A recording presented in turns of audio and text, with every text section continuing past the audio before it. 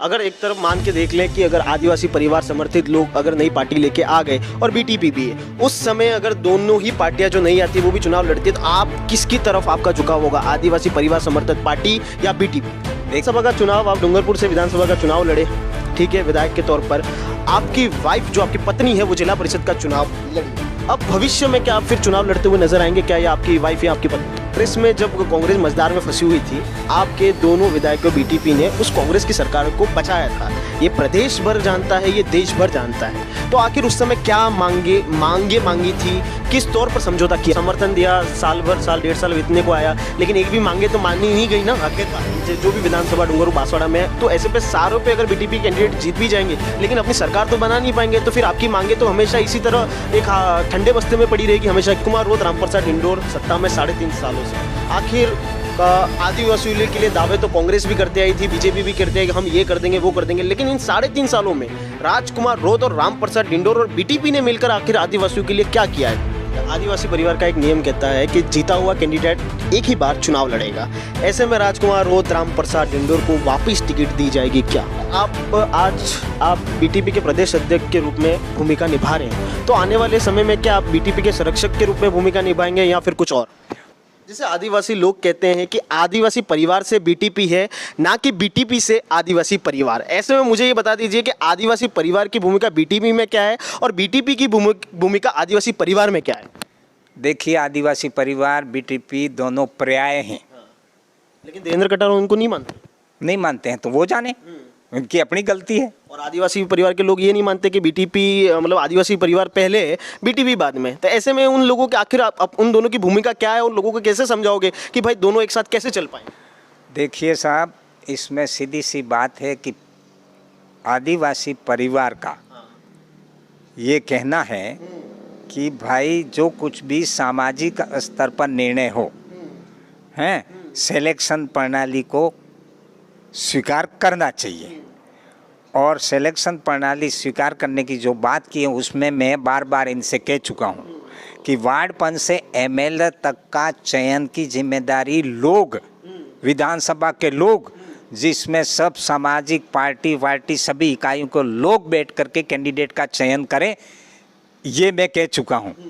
और लेकिन मैं वहाँ पर यही कहना चाह रहा हूँ कि अगर भील प्रदेश मोर्चा बना है, बीटीपी बनी है ना, तो ये संगठन की कोई कार्यकारिणी आपने बनाई है ना, तो कार्यकारिणी को एक्टिविटी, कार्यक्रम निर्धारित करने का मौका तो उसको स्वतंत्र छोड़ा जाना चाहिए। बस इतना सा मेरा है कि संगठन अगर है, उसमें कार्यकारिणी है, और तो उस कार्यकारिणी को एक्टिविटी कि कहाँ सम्मेलन करने हैं, क्या मीटिंग करनी है, क्या सदस्यता अभियान चलाना है, उसको चाहे भील प्रदेश मोर्चा है तो उसकी भी एक कार्यकारिणी है, तो उसकी कार्यकारिणी को स्वतंत्र रूप से एक्टिविटी करने को स्वतंत्रता दी जानी चाहिए।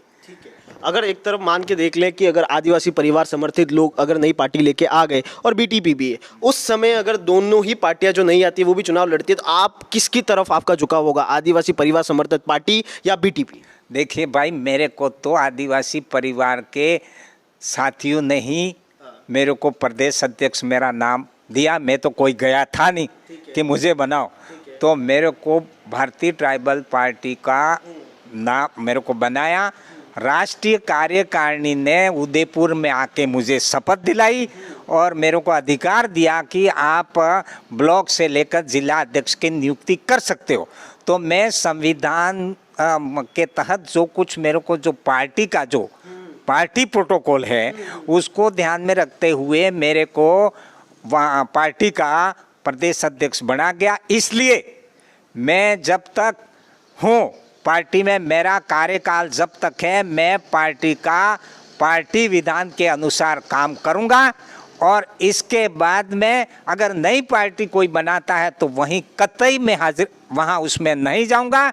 और मैं जीवन निकल गया समाज का काम करते हुए, मैं जहाँ भी है समाज का काम में लग जाऊँगा वापस। तो आप ये कहना है कि आप बीटीपी को भी छोड़ देंगे और नई पार्टी आएगी उसको भी छोड़ देंगे? एग्जैक्ट मेरे तो बाद में रखना नहीं रखना वो दूसरों की बात है, लेकिन कार्यकाल खत्म हुआ जिस दिन 4 साल पूरे हुए उस दिन लिख के दे दूंगा मैं।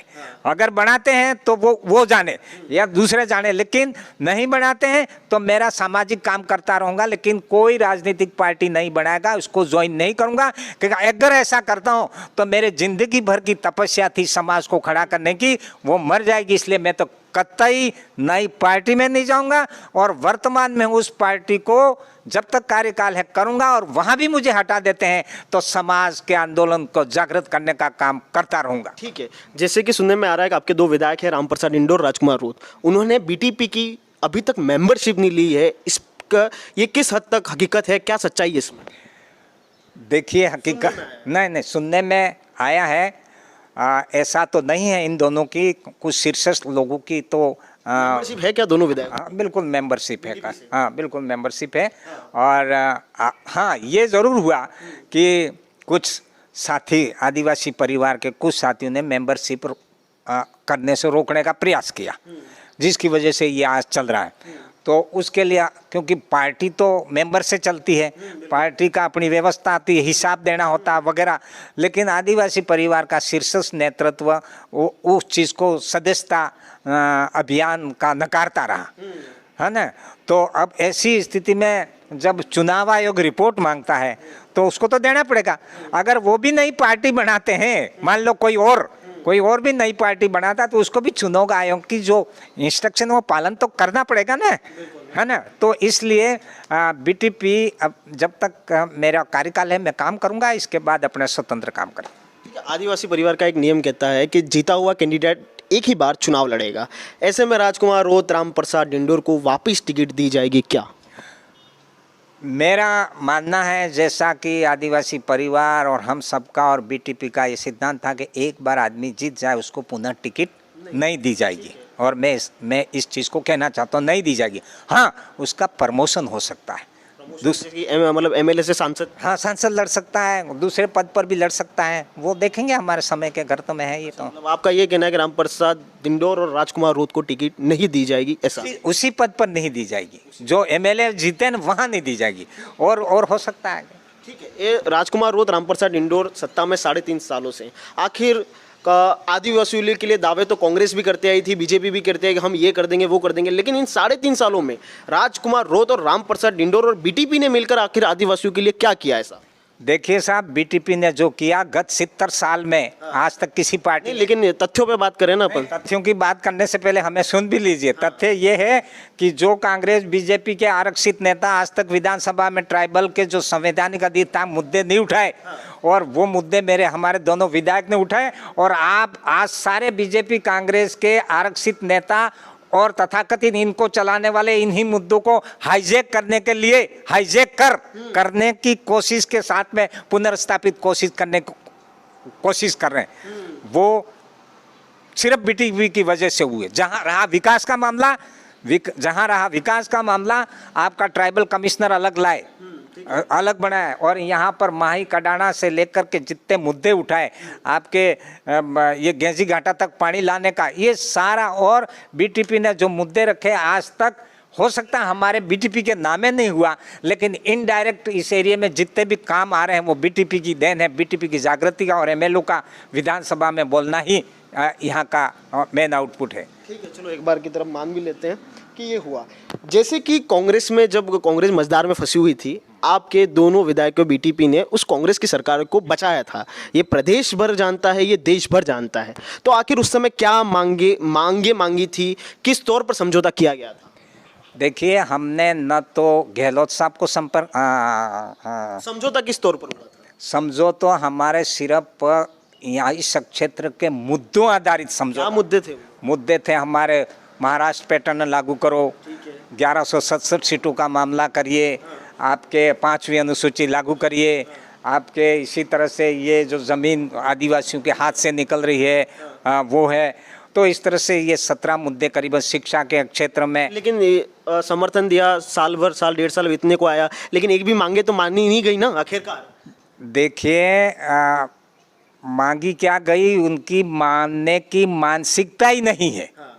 तो फिर समर्थन देने की जरूरत ही क्या थी? देखिए साहब, उस समय जो परिस्थिति थी उसके अनुकूल हमारे लिए बहुत ज़रूरी था कि हमारे लोगों के मुद्दे हल हों, हमारे लोगों की समस्याओं का हल हो।